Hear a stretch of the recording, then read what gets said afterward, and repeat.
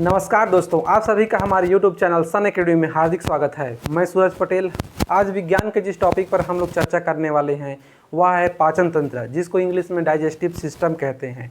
System कहने का मतलब यह है कि हम जानते हैं कि प्रत्येक जो जीव होता है वह उसकी सबसे छोटी इकाई कोशिका होता है और कई सारी कोशिकाएँ मिलकर ऊतक का निर्माण करता है और कई सारे ऊतक मिलकर अंग का निर्माण करता है और कई सारे अंग मिलकर फिर अंग तंत्र का निर्माण करता है और कई सारे अंग तंत्र मिलकर एक पूरा बॉडी का या पूरा शरीर का निर्माण करता है।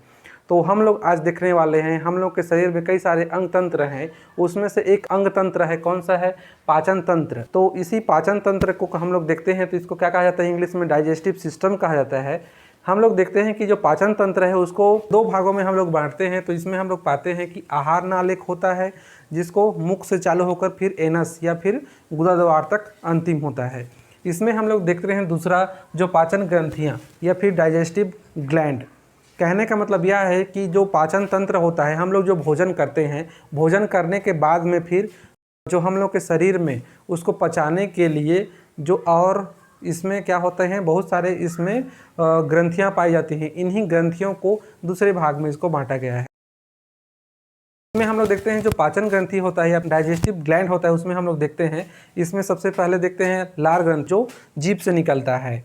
और यही लार ग्रंथि क्या करता है? भोजन के उसको मिक्सअप करने में काम आता है, उसको छोटे छोटे टुकड़ों में काटने के काम आता है। पाचक इसमें रस भी पाया जाता है। इसको हम लोग इसको डिटेल में जब देखेंगे तब इसको देखेंगे। अभी इसको ओवरव्यू देख लेते हैं कि इसको हम लोग क्या क्या पढ़ना है पाचन तंत्र में।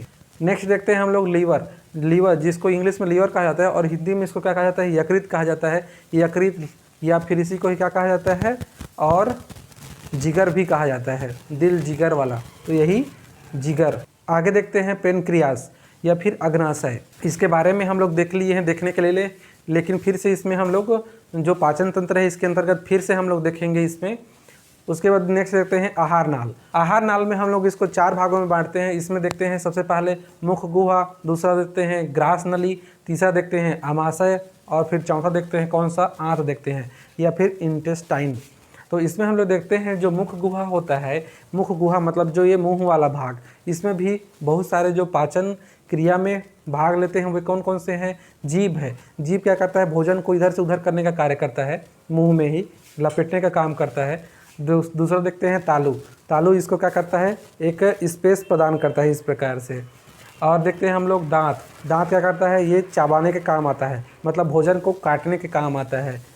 हालांकि अलग बात है कि बच्चे समय इसको दूसरे को काटने का भी काम आता है। नेक्स्ट देखते हैं ग्रसनी, जिसको इंग्लिश में क्या कहा जाता है? फेरिंग्स कहा जाता है। नेक्स्ट हम लोग देखते हैं अमाशय, जिसको इंग्लिश में स्टोमच कहा जाता है और इसके बारे में हम लोग देखेंगे। इसके भी कई भाग हैं, तो जब इसको पाचन तंत्र को आगे पढ़ेंगे तो हम लोग उसमें देखेंगे। नेक्स्ट देखते हैं आंत या फिर इसको इंटेस्टाइन कहा जाता है। इंटेस्टाइन को इसको फिर से दो भागों में बांटा गया है। एक होता है छोटी आंत, दूसरा होता है बड़ी आंत। तो छोटी आंत को क्या कहा जाता है इंग्लिश में? स्मॉल इंटेस्टाइन, और जो बड़ी आंत है उसको लार्ज इंटेस्टाइन। तो नेक्स्ट देखते हैं जो छोटी आंत होता है उसमें इसको फिर से तीन भागों में बांटा गया है, डिओडिनम, दूसरा जेजिनम और तीसरा इलियम। जो डिओडिनम होता है इसको गृहिणी कहा जाता है और जो जेजुनम होता है इसको मध्यांतर कहा जाता है और जो इलियम होता है उसको इलियम ही कहा जाता है। आगे नेक्स्ट देखते हैं बड़ी आंत। बड़ी आंत में हम लोग इसमें देखते हैं इसको लार्ज इंटेस्टाइन कहा जाता है और इसमें देखते हैं कि यह भी तीन भागों से मिलकर बना होता है, सीकम, कोलन और रेक्टम। तो सीकम को क्या कहा जाता है? उंडुक कहा जाता है। हिंदी में बहुत उटपटांग नाम है, इंग्लिश में इसको याद रखे रहे तो बहुत अच्छी बात है। उसके बाद देखते हैं दूसरा नंबर कोलन। कोलन में क्या होता है? बृहदांत इसको हिंदी में कहा जाता है और रेक्टम जिसको मलाशय कहा जाता है। तो दोस्तों पाचन तंत्र में हम लोग इतने सब के बारे में पढ़ेंगे, तो चलिए हम लोग आगे बढ़ते हैं। तो चलिए दोस्तों आगे देखते हैं हम लोग माउथ या फिर मुख। इसमें हम लोग देखते हैं कि इसमें क्या होता है?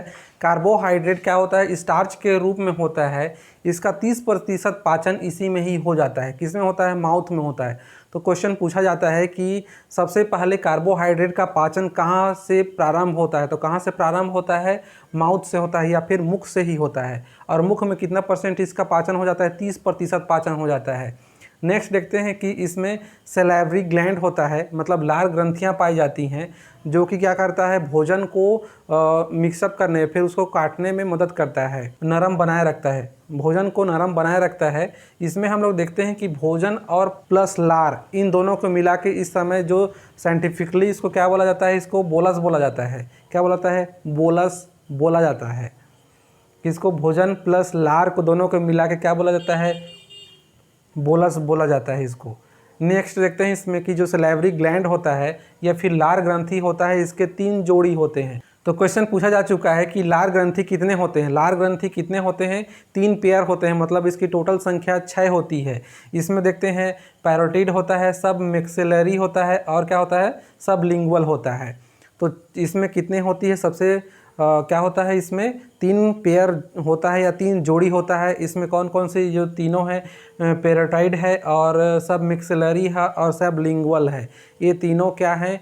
लार ग्रंथियों के नाम हैं जो जीभ के और माउथ में ही ये सब पाए जाते हैं। तो दोस्तों आगे देखते हैं हम लोग, इसमें जो सलाइवा होता है या फिर जो लार होता है वह 2 प्रकार से भोजन को इसमें कार्य करता है। भोजन में इसमें देखते हैं जो टैलिन होता है, इसको टैलिन को, और दूसरा देखते हैं हमको लाइसोसाइम। जो टैलिन होता है क्या करता है, यह स्टार्च को माल्टोज में चेंज करता है। कई बार क्वेश्चन पूछा जा चुका है कि स्टार्च को माल्टोज में कौन चेंज करता है, तो कौन करता है? यह टैलिन करता है। और नेक्स्ट देखते हैं हम लोग लाइसोजाइम, मतलब इसको जलाने वाला, लाइस करने वाला, इसको तोड़ने वाला। तो कौन सा जलाता है या फिर तोड़ मारता है? कौन सा? लाइसोजाइम एंजाइम कीटाणुओं को मारता है। भोजन में हम लोग जब भोजन करते हैं तो उसमें बहुत सारे कीटाणु, वायरस, बैक्टीरिया होते हैं, तो उसको मारने का काम करता है लाइसोजाइम करता है। और जो भोजन को, स्टार्च को माल्टोज में चेंज करता है वो कौन करता है? टैलिन करता है। नेक्स्ट हम लोग देखते हैं दांत। दांत के बारे में हम लोगों ने जो सन एकेडमी है इसमें वीडियो डाल चुका है, फिर भी यहाँ पे हम लोग देख लेते हैं दांत के बारे में। तो दांत के बारे में देखते हैं हम लोग कि दांत में यह, इसके 3 विशेषताएं होती हैं। इसमें देखते हैं कि यह थिकोडोंट होता है, मतलब गर्तदंती होता है। गर्तदंती कहने का मतलब कि जैसे ये दांत है तो इसमें क्या होता है? गर्त। इस प्रकार से आप लोग देखे होंगे दांत में क्या होता है, इस प्रकार से गर्त होता है, जो भोजन को क्या होता है, भोजन को काटने में इसमें हेल्प होता है। तो ये थिकोडोंट का मतलब गर्तदंती होता है। और डाइफियोडोंट मतलब द्विबार दंती, जो हम लोग का दांत है वह एक बार टूटने के बाद में फिर से उत्पन्न होता है, इसलिए इसको द्विबार दंती कहा जाता है। और इस क्वेश्चन पूछा जा चुका है कि एक बार जो दांत टूटता है उसकी संख्या कितनी होती है, तो उसकी संख्या होती है 20। जो 20 दांत हैं वे एक बार टूटते हैं और फिर से उत्पन्न होते हैं। नेक्स्ट हम लोग देखते हैं हेटेरोडोंट, मतलब हम लोग को दांत है वो अलग अलग प्रकार का होता है। इसमें हम लोग देखते हैं सामने का दांत अलग होता है, एक कैनाइन वाला दांत अलग होता है, फिर प्री मोलर होता है और मोलर होता है, वे सब अलग अलग होते हैं। तो इसमें जो दांत होते हैं मुख्यतः 4 होते हैं, 4 प्रकार के होते हैं। तो इसी को ही क्या कहा जाता है? हेटेरोडोंट कहा जाता है। हालांकि इसके बारे में, दांत के बारे में मैंने पूरी तरह डिटेल में इसको, दांत वाला जो वीडियो है आप लोग नहीं देखे हैं तो प्लेलिस्ट में जाके देख लीजिए, उसमें बहुत ही बेहतरीन ढंग से बताया गया है। नेक्स्ट देखते हैं जीभ। जीभ के बारे में हम लोग जानते हैं कि जीभ यह जो हम लोग का स्वाद और अंकुर होता है जीभ में, वह अलग अलग क्षेत्र में अलग अलग स्वादों का अनुभव कराता है। तो इसमें हम लोग देखते हैं कि ये मान लीजिए जीभ है, तो जीभ के जो सामने वाला क्षेत्र होता है इसमें क्या करता है कि जो हम लोग का मीठा होता है, मीठे का स्वादांकुर इसी सामने में ही होता है। इसको ये जीभ है, तो जीभ के जो सामने वाला मतलब ए वाला सामने वाला क्या होता है, इसी से ही मीठे का स्वाद का पता चलता है। उसके बाद हम लोग देखते हैं कि इसमें नेक्स्ट में इस प्रकार से इसको डिवाइड करता हूं मैं, तो इसमें क्या होता है, इसके बाद में मीठा के बाद में ए वाला जो क्षेत्र होता है, दोनों क्षेत्र क्या करता है, ये नमकीन का स्वाद का अनुभव कराता है। उसके बाद में जो अगला होता है वो क्या होता है, ये होता है खट्टे का स्वाद का अनुभव कराता है। उसके बाद में जो लास्ट में होता है, लास्ट में क्या होता है, ये जो जीभ के लास्ट में होता है वो क्या करता है, कड़वाहट का अनुभव कराता है। तो इस प्रकार हम लोग देखते हैं कि जीभ भी एक विशिष्ट प्रकार का होता है। इसमें देखते हैं कि सभी जो स्वादांकुर होते हैं अलग अलग क्षेत्र में अलग अलग स्वाद का अनुभव कराता है।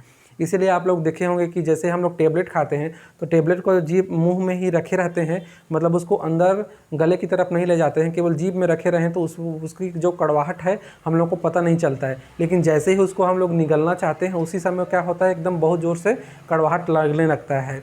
जीभ के बारे में मैंने इसके बारे में एक वीडियो भी बनाया है, आप लोग प्ले लिस्ट में इसके बारे में भी जाके देख सकते हैं। तो दोस्तों आज हम लोगों ने क्या देखा, माउथ के बारे में देखे। माउथ के बारे में क्या देखे कि यह कार्बोहाइड्रेट जो होता है यह स्टार्च के रूप में होता है, इसका पाचन मुंह में ही प्रारंभ हो जाता है और यहाँ टोटल 30% इसका पाचन हो जाता है। नेक्स्ट देखते हैं सलेवरी ग्लैंड होता है या फिर लार ग्रंथि होता है, इसके 3 पेयर होते हैं, मतलब टोटल 6 संख्या होती है। और आगे देखते हैं हम लोग की जो सलाइवा होता है, सलाइवा में 2 चीज़ों से मिलकर बना होता है, एक होता है टाइलिन और दूसरा होता है लाइसोजाइम।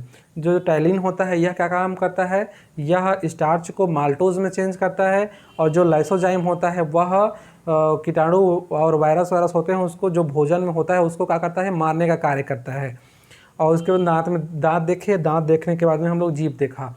तो दोस्तों आज के वीडियो में इतना ही। यदि वीडियो आप लोगों को पसंद आता है तो वीडियो को लाइक कीजिए, कमेंट कीजिए और दोस्तों के साथ में शेयर करना ना भूलिएगा। और यदि मेरे चैनल में आप लोग नए हैं तो चैनल को सब्सक्राइब भी कर लीजिए।